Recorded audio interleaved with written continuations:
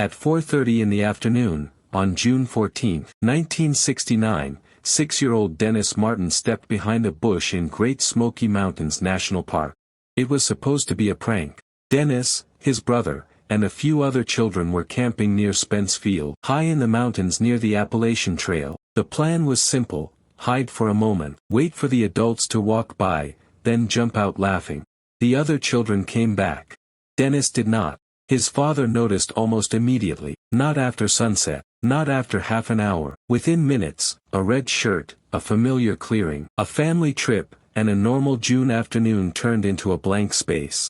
That is the hook at the center of the missing 411 paradox. The strangest wilderness disappearances do not always begin with impossible lights or obvious violence. They begin with details that feel painfully ordinary.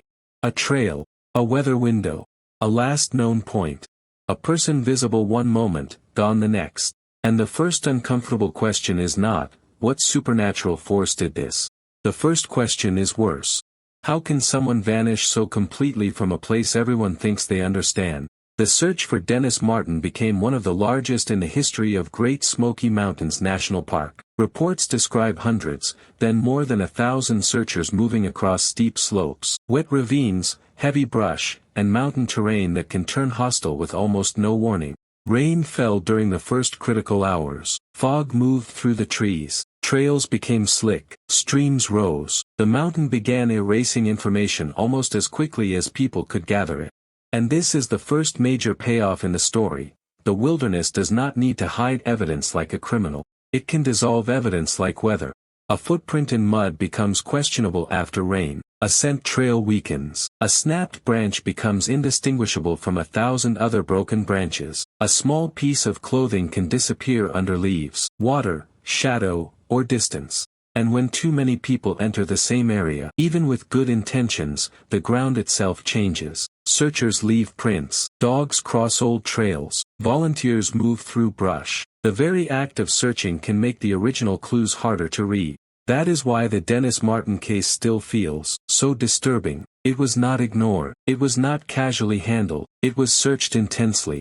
The problem was almost the opposite. The search became so large, so urgent, and so difficult to control, that the mountain and the rescue effort began to blur together. In a city, disappearance leaves a trail of cameras, receipts, roads, witnesses, and timestamps. In the backcountry, the trail may be 10 wet leaves, one partial print, and a memory from someone who is already afraid. The missing 411 paradox lives in that gap between effort and certainty. Across the cases often discussed under the missing 411 label, certain details appear again and again. People vanish near water, near boulder fields, near heavy tree cover, or during sudden weather changes. Tracking dogs sometimes fail to hold a scent. Search teams return to areas already cleared. Clothing is found separated from the person. Sometimes a missing person is later discovered in a place that seems too far away, too steep, or too exposed for the timeline to feel comfortable. That is the part that hooks viewers, because the details seem to rhyme. But this is where a serious investigation has to slow down. A pattern is not automatically proof. Wilderness disappearances share common features because wilderness danger itself has common features. Water draws hikers and campers. Rock fields create hidden gaps. Dense brush hides sound and movement. Hypothermia changes judgment. Panic can send people uphill, downhill, or off trail without logic. A child can move through laurel and rhododendron openings that adults do not even register as passable. A lost hiker can walk in circles while fully believing they are moving straight. A person under stress can ignore the obvious trail and follow the one small opening that looks like a way out.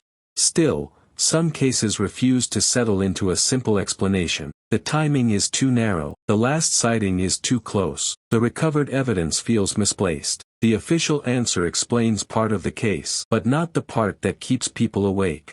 That is the emotional engine of missing 411. It is not only fear of the forest. It is fear that the categories we depend on, accident, animal, exposure, abduction, are not always strong enough to hold the facts.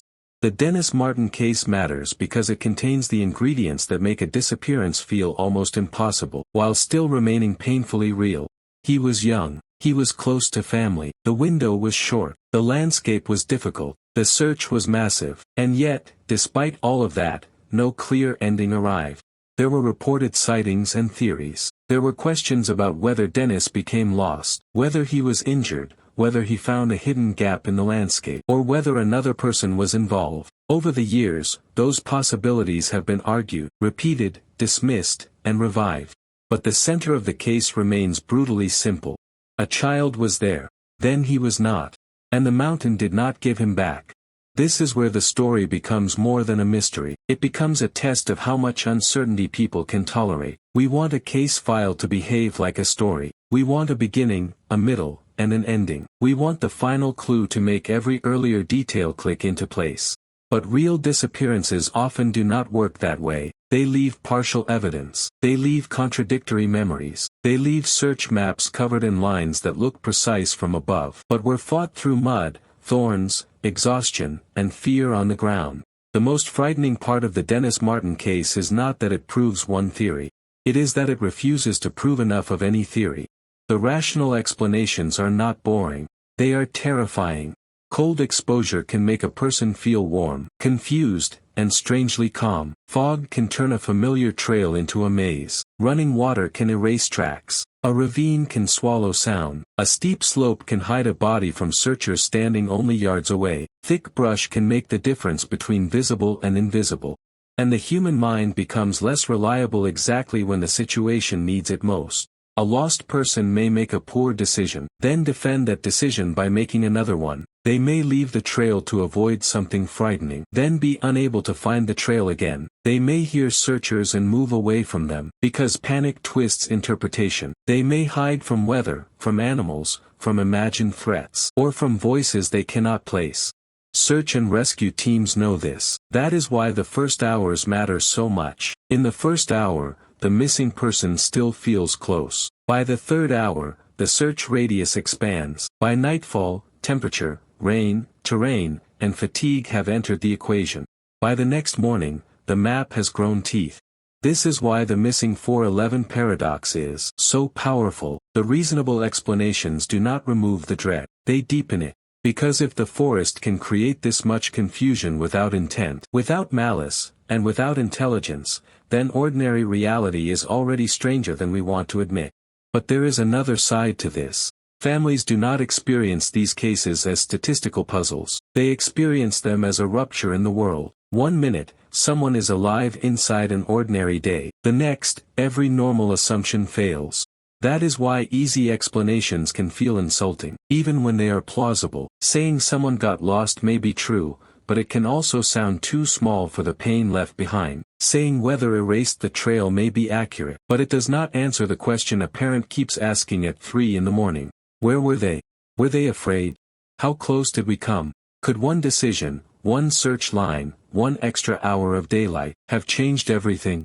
The missing 411 phenomenon grew because it gives language to that discomfort. It says, look again. Do not rush past the strange details. Do not pretend every file is neat because the official category has a name.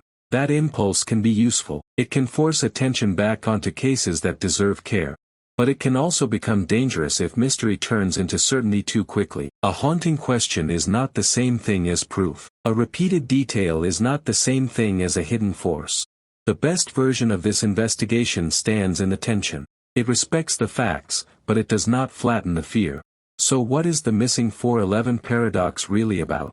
It is about the moment evidence stops behaving like a story. It is about parents, rangers, volunteers, trackers, and investigators standing over a map, trying to turn uncertainty into a route, a radius, a theory, and finally, a conclusion. Sometimes that conclusion comes. Sometimes it does not. In the Dennis Martin case, the unanswered space remains. A boy was there, then he was not. The search was enormous. The terrain was brutal. The weather was hostile. The official possibilities remain painfully human, lost, injured, hidden by the land, or taken by someone no one could prove was connected. And that is why the case still works on the imagination. Not because it gives us an easy monster, but because it denies us an ending. The forest does not confess. It does not explain what it kept, what it lost, or what people failed to see in time. Maybe the missing 411 paradox is not one single mystery. Maybe it is a mirror. It shows us how much faith we place in maps, search grids, witnesses, and hindsight. Then it shows us how quickly that faith can collapse under rain, fog, distance, and darkness. If this case made the wilderness feel a little less familiar, stay with the series. Because in the next investigation, we follow another trail where the timeline gets tighter, the clues get stranger, and the silence becomes harder to explain.